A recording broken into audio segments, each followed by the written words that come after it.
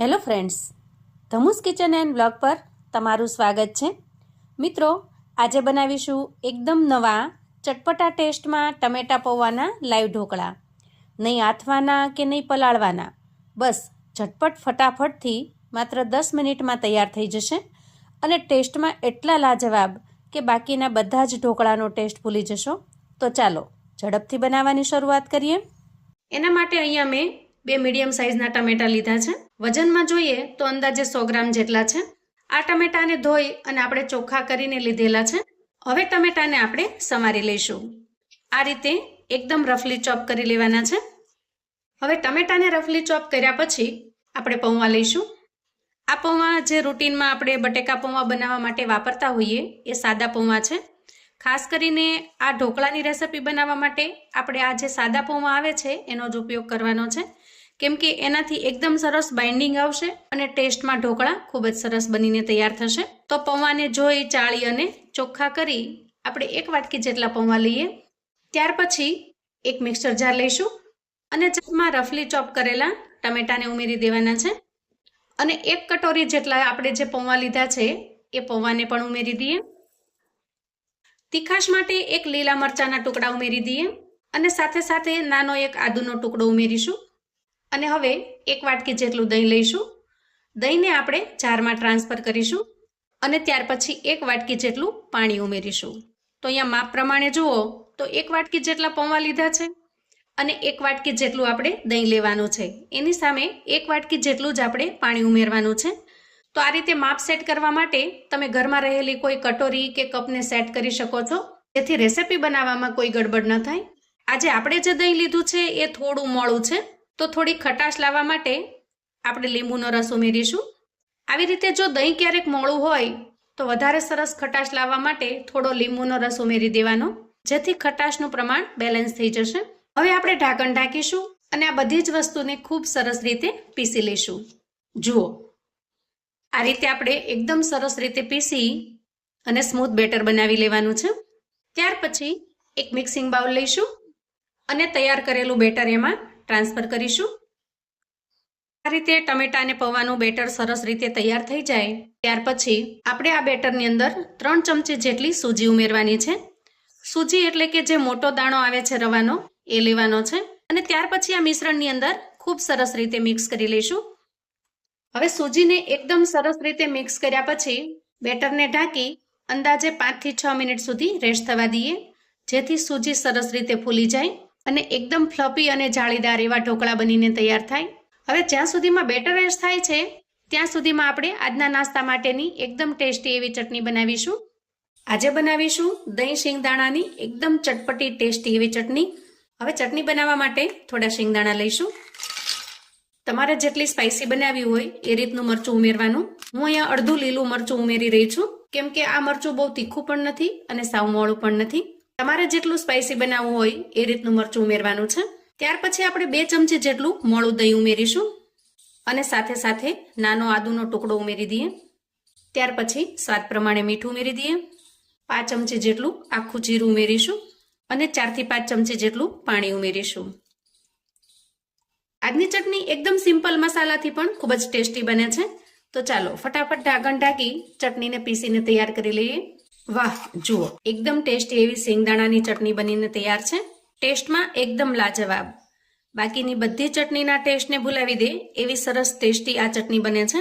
હવે ચટણીને વધારે ટેસ્ટી બનાવવા માટે એક પેનમાં થોડું તેલ ગરમ કરી લઈશું, અંદાજે 1 ચમચી જેટલું, અને ત્યાર પછી ચપટી જેટલી હિંગ ઉમેરીએ. અડધી ચમચી જેટલી રાઈ ઉમેરીશું, અડધી ચમચી જેટલું જીરું, અડધી ચમચી જેટલા આખા તલ અને થોડા મીઠા લીમડાના પાન. હવે વઘારને સરસ રીતે મિક્સ કરી આપણે ચટણીની અંદર ઉમેરી દઈએ અને મિક્સ કરી દઈએ. હવે તૈયાર થયેલી ચટણીને આપણે સાઈડ પર મૂકીશું. અંદાજે 5 મિનિટ પછી આપણે બેટરને ચેક કરી લઈએ. તો જુઓ, અહીંયા રેસ્ટ થવાથી બેટર થોડું ઘાટું બન્યું છે.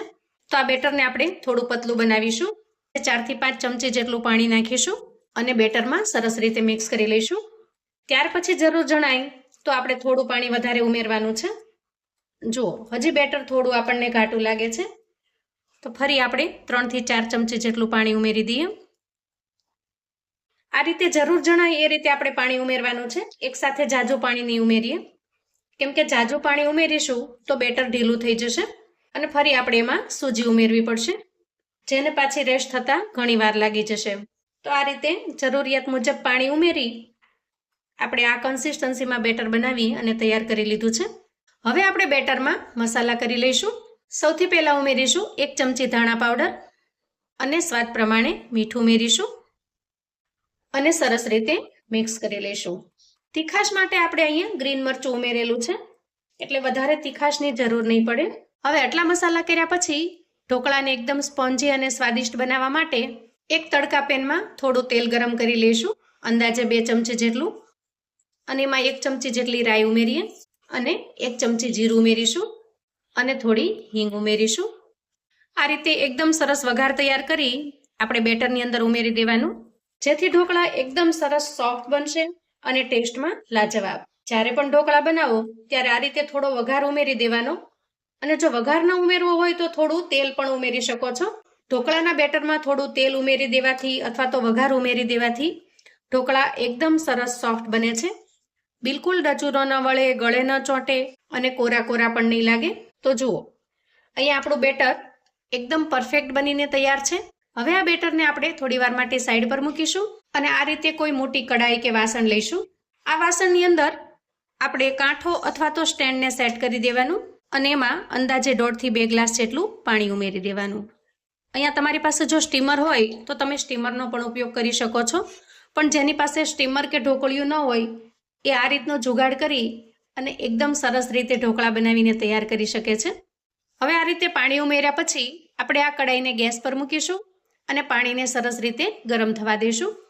ત્યાર પછી આપણી પાસે ઢોકળાનું જેટલું મિશ્રણ છે એ માપ સાઇઝ પ્રમાણેની અને કડાઈમાં પણ સેટ થઈ શકે એ રીતની કોઈ થાળી અથવા તો પ્લેટ લઈશું અને એને ઓઇલથી ગ્રીસ કરી લઈશું. હવે આટલી તૈયારી કર્યા પછી ફરી આપણે બેટર લઈએ અને હવે બેટરમાં ઈનો ફ્રૂટ સોલ્ટ ઉમેરીશું. અંદાજે 1 મોટી ચમચી જેટલો આપણે ઈનો ઉમેરી દેવાનો. ત્યાર પછી થોડું પાણી નાખી ઈનોને એક્ટિવેટ કરી લઈએ અને એકદમ હળવા હાથથી ઈનોને સરસ રીતે મિક્સ કરી લઈએ. ત્યાર પછી હવે ઓઇલથી ગ્રીસ કરેલી પ્લેટ લઈ લઈએ અને તૈયાર કરેલું મિશ્રણ એમાં ટ્રાન્સફર કરી દઈએ અને મિશ્રણને સરસ રીતે ફેલાવી દઈએ. હવે જુઓ, અહીંયા ગેસ ઉપર આપણે જે પાણી મૂકેલું છે એકદમ સરસ રીતે ગરમ થઈ ગયું છે.